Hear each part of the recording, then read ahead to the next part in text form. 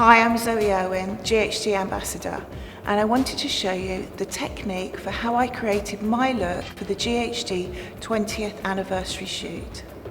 For this look, I have used the 20th anniversary gold. It gives me the best curl return. So I take a clean section just above the ear.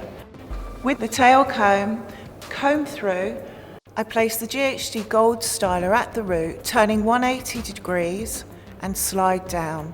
Take the curl and wrap the hair around your fingers using a sectioning clip to clip to the root.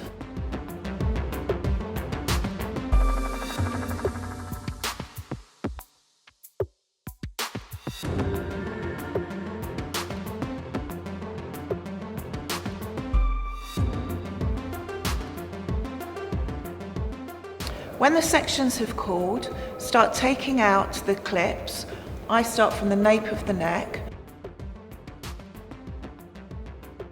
and use the wide tooth comb to start forming and setting the waves.